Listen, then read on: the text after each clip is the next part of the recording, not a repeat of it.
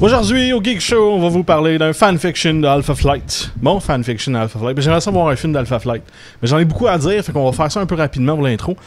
Fait que, en fait, j'ai préparé une espèce de petit synopsis avec les personnages que je mettrais dans le film Alpha Flight, qui est, en fin de compte, l'équivalent des Avengers canadiens.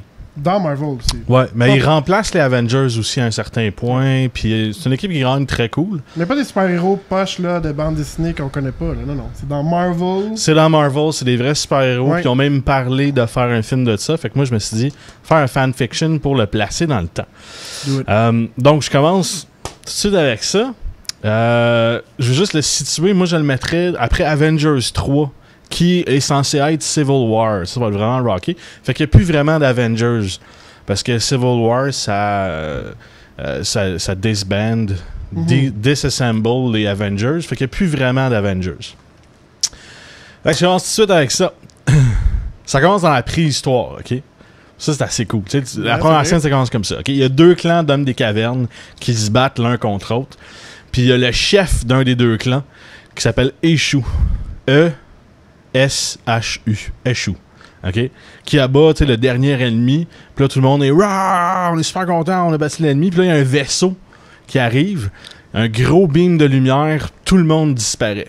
C'est comme, what the hell? Puis il y a comme, tu sais, on parle de, mettons, peut-être pas 500, mais une bonne centaine d'hommes des cavernes. OK? Après ça, la scène finit comme ça. Pouf! Alpha Flight! On commence. Là, on est dans le temps réel, ce qui est après Civil War et le kit. Il n'y a plus d'Avengers. On est dans un sous-marin, OK? Dans l'océan Arctique. Puis là, c'est le département H, ceux qui ont... Le département H, c'est le département de la défense du Canada. C'est ceux qui fondent Alpha Flight. Qui sont dans le sous-marin avec... Weapon X? Non, Weapon X, c'est le programme. Le département H, c'est ceux qui sont les leaders du programme. X dans H. Là, on commence... le département H... envoie un allié pour scouter un vaisseau qu'ils ont trouvé, qui s'est mis en activité récemment. Un vaisseau en dessous de la calotte arctique. Fait qu'on envoie un de nos alliés qui est Namor. Parce que Namor, c'est un semi-humain, semi-atlantide. Poisson. Fait que Namor, il envoie Namor, en fin de compte, un de leurs alliés qui sait qu'ils peuvent se rendre là parce qu'il peut respirer en dessous de l'eau indéfiniment puis il peut résister à toutes les températures. C'est un des plus forts super-héros. Ouais, vraiment qui casse. Fait que tu sais, il y a une petite alliance. Déjà, tu vois, OK, il y a une alliance. Puis en présentant Namor, tu présentes un peu l'Atlantide en même temps. Fait que Namor s'en va en dessous de la calotte polaire puis il rentre dans le vaisseau puis il commence à scouter. Puis là, t'as Shaman qui est dans le sous-marin, qui est en contact avec Namor. Puis Shaman, je le verrais plus comme un professeur médecin, pas aborigène, là, autochtone, que juste le chaman de la magie. Là. Fait que t'as Shaman qui dit à Namor qui a une petite vision, qui fait comme Namor, il est peut-être dans la merde. Fait qu'il dit Namor, sors de là. Parce que c'est des Canadiens anglais. Ouais, c'est ça. Fait qu'il sort de là. Fait que là, Namor se fait capturer, fin de la scène.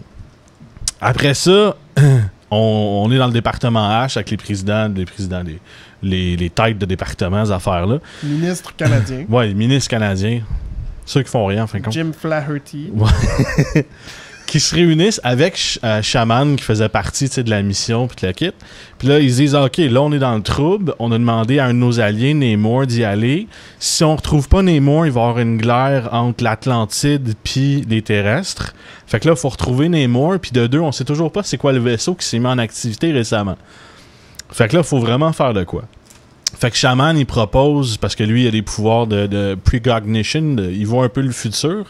Incertain, je pourrais dire. Il dit on va fonder une équipe. Il y a un feeling du futur. Ouais, c'est ça. Il dit on va fonder une équipe pour aller faire le sauvetage de Namor puis découvrir en même temps c'est quoi le vaisseau qui est en dessous de la calotte polaire. Fait que là, ils vont chercher The Guardian, qui est... c'est quoi son nom déjà à lui? The Guardian, c'est James McDonald Hudson, qui est un ingénieur qui, dans mon histoire à moi, s'est basé puis il a reproduit le suit un peu d'Iron Man. C'est basé sur Iron Man, puis il a reproduit son suit, mais au lieu d'utiliser un truc de plasma, là, il peut contrôler les champs magnétiques puis les gravitons. C'est pas mal juste ça, ses pouvoirs, ok? Dans la BD, ça se rapproche très bien de ça aussi. Fait qu'ils vont chercher The Guardian. Guardian, il accepte de venir puis de faire partie du programme. Après ça, ils vont chercher Puck. Puck qui est un personnage très cool. Puis j'en ai appris un peu plus sur l'histoire de Puck en faisant mes recherches.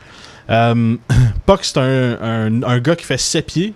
Puis il a pris en dedans de lui l'esprit d'un sorcier maléfique.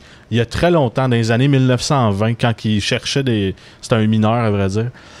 Puis il a pris l'esprit en dedans de lui, il s'est fait ensorceler, je pourrais dire, mais il a su retenir l'esprit maléfique. Puis à cause de ça, son corps a été réprimé. Sa peau aussi. Fait qu'il est devenu un gars de 3 pieds 6, mais vraiment hardcore tough. Il a une super... il a une force super humaine, une agilité super humaine. Puis vraiment, moi je trouve pas que c'est un peu le Wolverine. C'est un gars qui est très sarcastique puis très... le mononcle méchant. Là. Fait qu'ils vont chercher Puck qui est en... c'est un mot juste. Ouais, c'est un mot juste. Ils vont chercher Puck qui est en à Saskatoon, excusez, qui est en train de... c'est un clown de rodéo. Puis quand ils vont le chercher, genre, il pogne un taureau à 2 cornes puis il l'arrête, genre. Tu sais, Puck, il est fort de même. Là. C'est vraiment un personnage cool.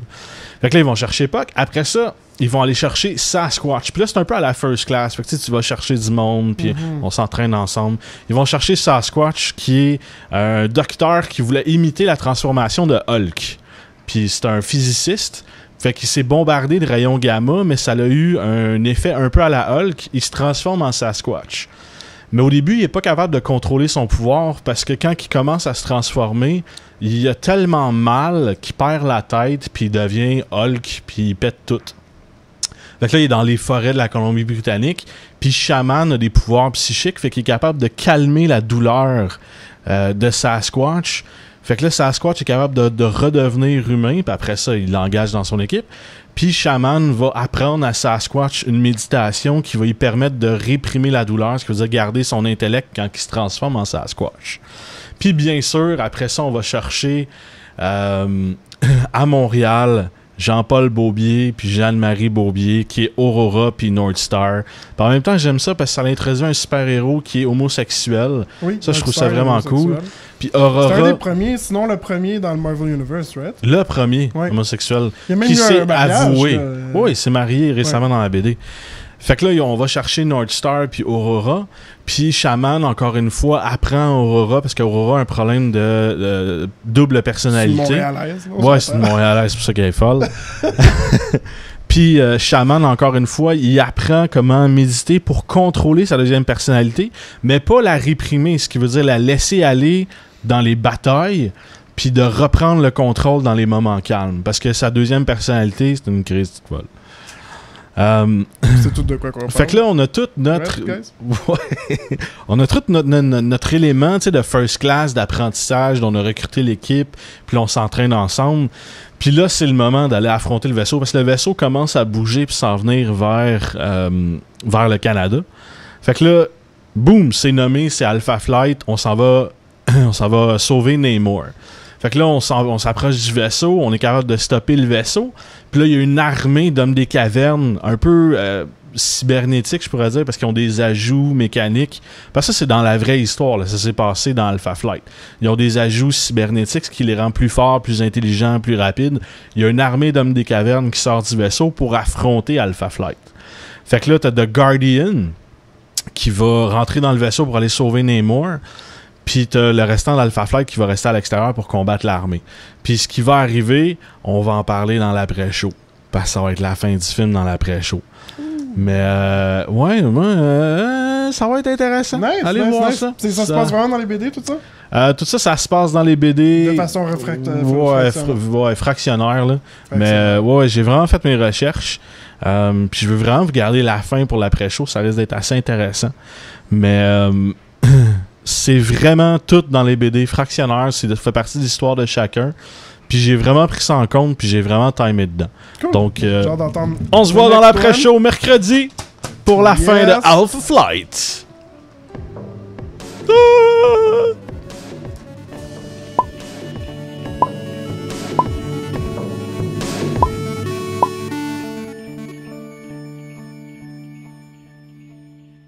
Un beau Stormtrooper.